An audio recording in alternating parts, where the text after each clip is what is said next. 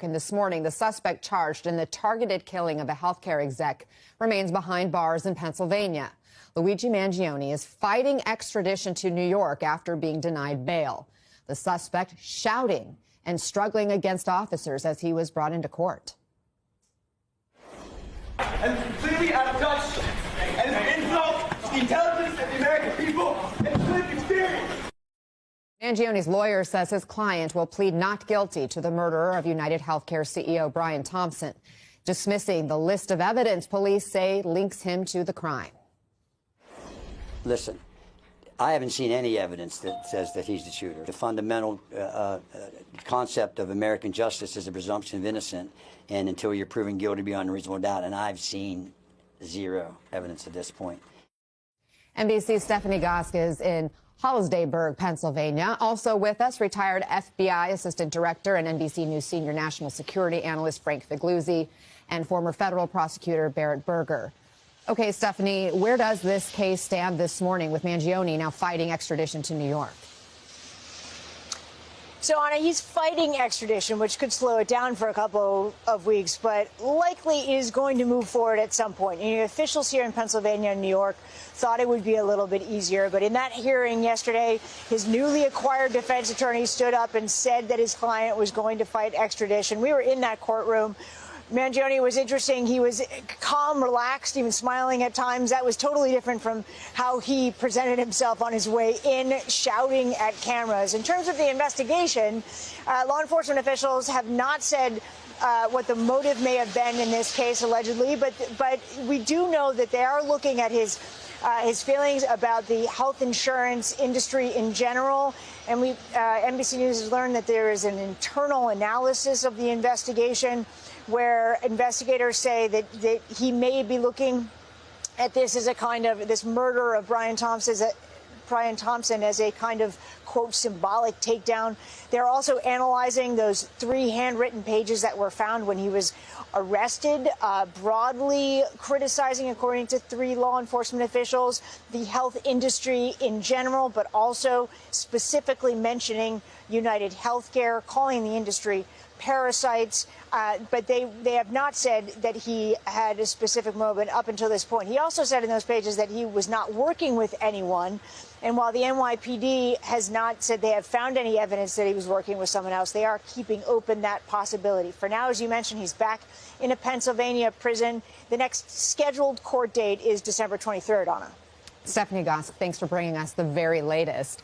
Berit, is it unusual for someone to fight extradition to a neighboring state? What's the goal for Mangione to fight this? Yeah, most defendants in an interstate extradition like this will consent. There's really only one reason to fight this: if you think that the requesting state has the wrong person. Because remember, the extradition process now is not concerned with the merit of the charges ultimately. It's about the identity. So right now the process is Governor Hochul will sign a warrant. It will be delivered to Governor Shapiro. He will sign it. It will be given to the court. Mangione will have a chance to try to contest it, to say, you have the wrong person. I'm not the person that's named in the charging documents in New York. But ultimately, he will be extradited. This just delays the process. Frank, the cover of the New York Daily News highlighting Mangione's outburst we played outside of court, during which he said, and I quote, again, it's completely out of touch and an insult to the intelligence of the American people and their lived experience. What did you make of that moment? So increasingly, and now with this latest statement, it's looking like Mangione is a cause killer. He's a mission killer. What does that mean? He's driven by ideology and not necessarily a direct personal beef with his targeted victim. Why is that significant? Makes it harder for detectives because, you know, I'm certain that NYPD and UnitedHealthcare Security were combing through their threat files. Every company keeps threat files. And as they're going through the names and they're saying, is this guy even insured by us? The answer might have been no, and he's never threatened us. That really causes a burn of resources. You got to do it. But don't expect a direct line. We haven't found that yet. Moreover, he simply did research. It's quite possible and found that United was the most egregious offender in his mind. So that makes it hard. The other thing is sympathy. A jury might look at this and go, yeah, I got my own terrible insurance story. So it impacts the investigation and possibly even the prosecution.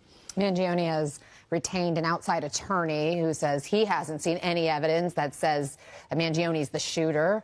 Berit, based on your experience and how prosecutors build a case, how strong is the evidence? I mean, the evidence appears, at least from what we know right now, to be incredibly strong. I mean, if you look at just the fact of what he was actually arrested with when he was found in Pennsylvania, he had the ghost gun with the silencer, the fake documents that were used in New York. I mean, just on that evidence alone, not to mention all of the security footage that captured him and all the other evidence the prosecutors are going to be able to put together, it looks like their case is incredibly strong.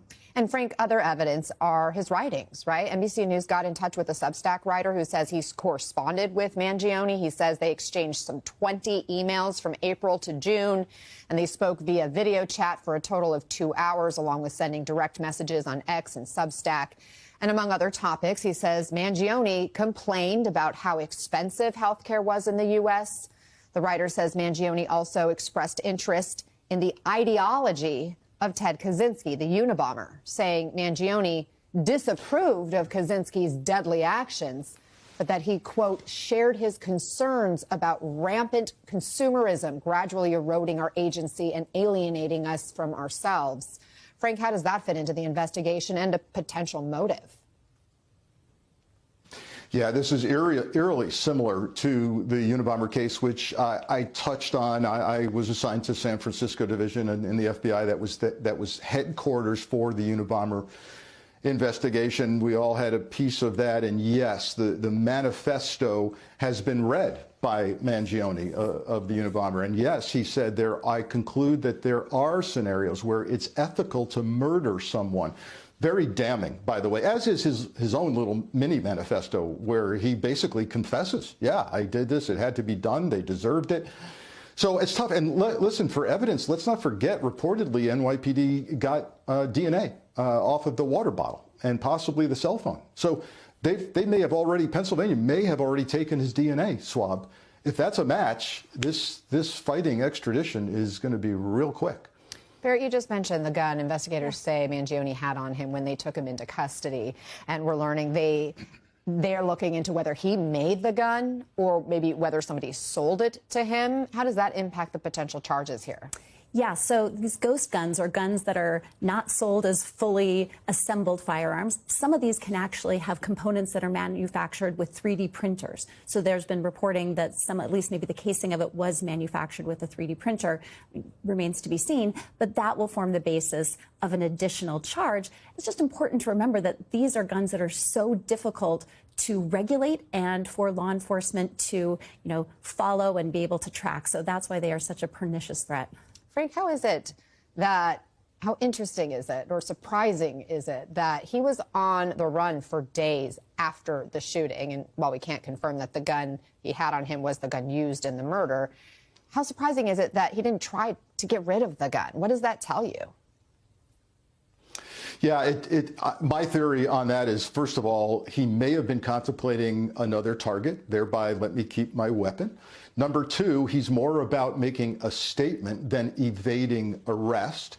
Hence, all the money in his, allegedly the cash found in his backpack, yet he didn't leave the country. He could have $8,000 in cash, a passport. He chose to go to Altoona, Pennsylvania, trying to ponder what's next for me. Didn't plan out this thing because it's not about escape for him. It's about making a statement. And so now people, Frank, are selling merchandise, essentially glorifying Mangione. Bracelets, T-shirts, even fake bullets and Christmas ornaments that bear the words deny, defend, and depose. What's your reaction to that? And do you worry about copycats, seeing how people seem to be connecting with this crime and this suspect? My colleagues in corporate security for Fortune 100 companies, and particularly in the insurance industry, say this is a wake-up call for them and for their CEOs. And so we've already seen some concrete actions taken, insurance companies taking their executives' names off their websites, going virtual for their annual share owners or investors meetings instead of in person, beefing up security. And in some cases, there was non-existent security on the CEO, and the CEO is now saying, you know what, I'm rethinking this. Maybe I do need security. For the police, yes, there is a valid concern for copycats out there. If this becomes the answer to society's problems with the corporate world, we're in for a lot of trouble. And I think we need to rethink how we approach this. The real heroes here are the folks at McDonald's, who are under threat, by the way. But a customer and an employee, they called 911. They should get the reward money. We should be lauding them, not threatening them. The NYPD Deputy Commissioner addressed this sort of glorifying online presence related to the shooter and how people are looking at this case. Here she was on Morning Joe. Take a listen. This guy's not a hero. He's not a hero. If you have any issues with somebody, we don't go out there and commit violence. We don't go out there and commit. This guy committed cold-blooded murder on our streets, and that's not something that we tolerate. And I don't think that he's a hero for that. And Berit, on top of this, Mangione's lawyers, that people have been calling in to his office, offering to pay Mangione's legal fees. Your thoughts about that? I mean, is that legit? Can people do that? I mean, people can.